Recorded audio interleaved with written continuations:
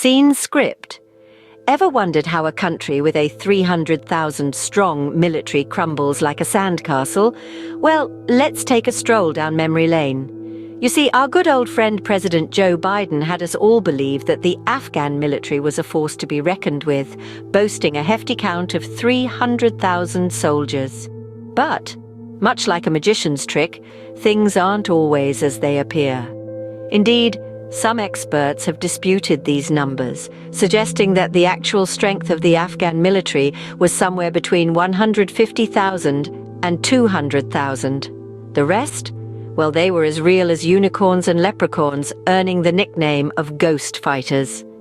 Now onto the deal signed in Qatar, orchestrated by Khalilzad. This agreement between the USA and the Taliban turned out to be a game changer.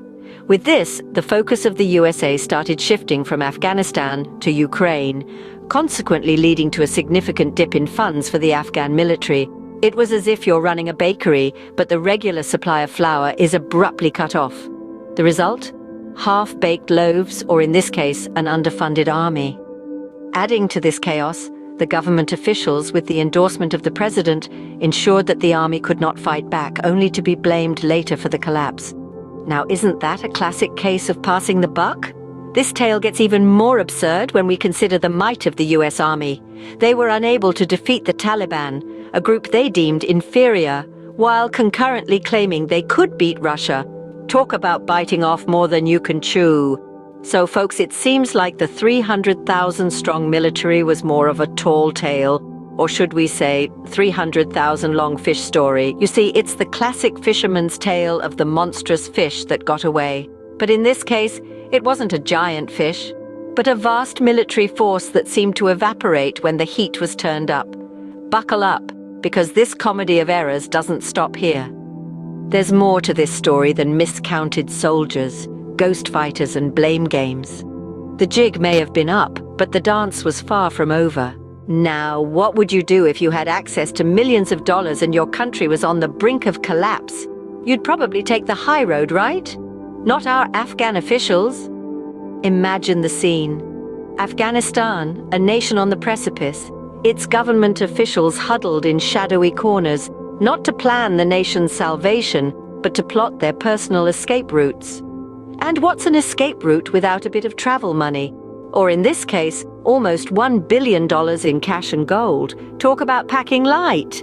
Yes, ladies and gentlemen, while the country was spiraling, certain high-ranking officials were conducting their own version of Ocean's 11.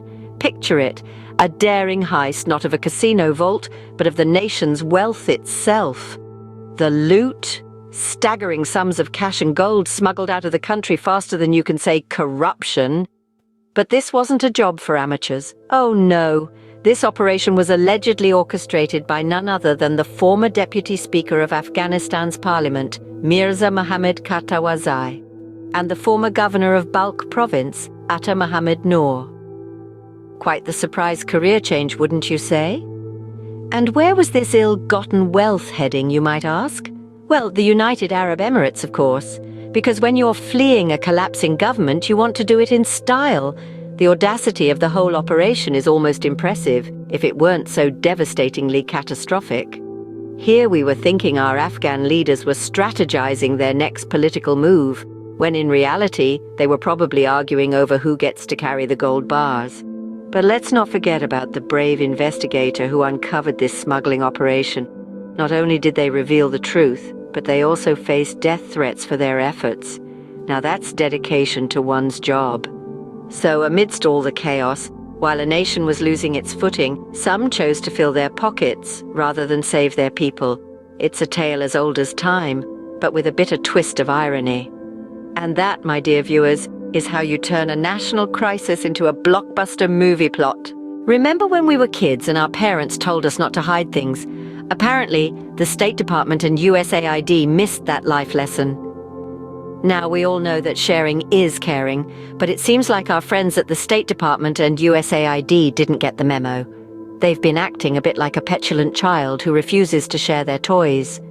In this case, the toys being critical information regarding the collapse of the Afghan government during the US withdrawal from Afghanistan. Picture this. The Special Inspector General for Afghanistan Reconstruction, let's call him the playground supervisor, is asking for some insight. But the State Department and USAID, our little mischievous toddlers here, are refusing to give it up. They're holding on to that information tighter than a kid with the last piece of candy. And you know what the cherry on top is? They're legally required to share this information. It's like the teacher has explicitly told the class to share their crayons. But these two are sitting in the corner, stubbornly clutching their Crayolas and shaking their heads. Oh, but it doesn't end there. They've got the audacity to question the jurisdiction of the playground supervisor and ask for a clarification on the scope of the inquiry. It's like a child asking the teacher, "Do you really need to know how many crayons I have?" But don't worry. They've expressed their commitment to assist with the oversight role, much like a child promising to be good next time after they've been caught red-handed. And all this while, we were told that the watchdogs are back in the administration. Well, these watchdogs seem to have taken a bit of a detour.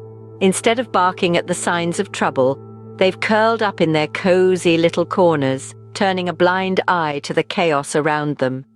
In the end, the watchdogs seemed more like lapdogs to their own interests. Now, let's revisit the grand finale of this comedy of errors, the collapse of the Afghanistan government. You see, ladies and gentlemen, the final stages of this farce were marked by decisions that would make even the most seasoned satirist blush. Let's take a look at former Afghan President Ashraf Ghani. Now, Ghani was a man who, faced with the imminent collapse of his government, decided to, well, do very little. It's rather like watching a captain on the Titanic, ice water lapping at his ankles, deciding it's the perfect time to rearrange the deck chairs. But don't worry, Ghani's sense of timing was impeccable. As the Taliban bore down on the capital, Ghani was, well, nowhere to be found. It's like a game of hide and seek where the seeker has tanks and an army and the hider has a private jet to the UAE. And then there was the corruption. Oh, the corruption. It was like a never-ending buffet, only instead of all-you-can-eat shrimp, it was all-you-can-steal cash and gold. Ghani, ever the gracious host, seemed to turn a blind eye to the feast. Perhaps he was too busy counting his own portion, or maybe he was just a fan of the see no evil, hear no evil philosophy. Speaking of philosophy, Ghani had an interesting approach to leadership. It was a bit like the if a tree falls in the forest conundrum. If a government collapses and its leader isn't there to see it, did it really collapse? And let's not forget the Afghan military. Ghani swore they were 300,000 strong. But as it turns out, his math was a bit off. It's like saying you have 100 sheep when half of them are actually just really fluffy dogs. It's not quite the same thing, is it? And thus, like a poorly directed tragicomedy, the curtain fell on the Afghan government. Well, folks, it's been quite a journey. Let's take a quick humorous look back at the highlights. Our phantom forces, a supposed 300,000 strong, turned out to be more of a magic trick than a military. Turns out, it's hard to count soldiers when they're invisible. Who knew? Maybe they were just very, very good at camouflage. Then we had Afghanistan's Golden Heist, a smuggling operation more audacious than any Hollywood heist movie. Ocean's 11? More like Afghanistan's 824 million. It seems that some officials were pocketing their weight in gold, literally, while the nation crumbled around them. And who can forget the silent watchdog saga? The State Department and USAID playing a game of hide-and-seek with watchdog Cigar. The watchdog that was supposed to bark, but instead chose to play mute. An interesting strategy, considering they were supposed to be watching over the very agencies they were hiding from. And finally, the tragicomic downfall.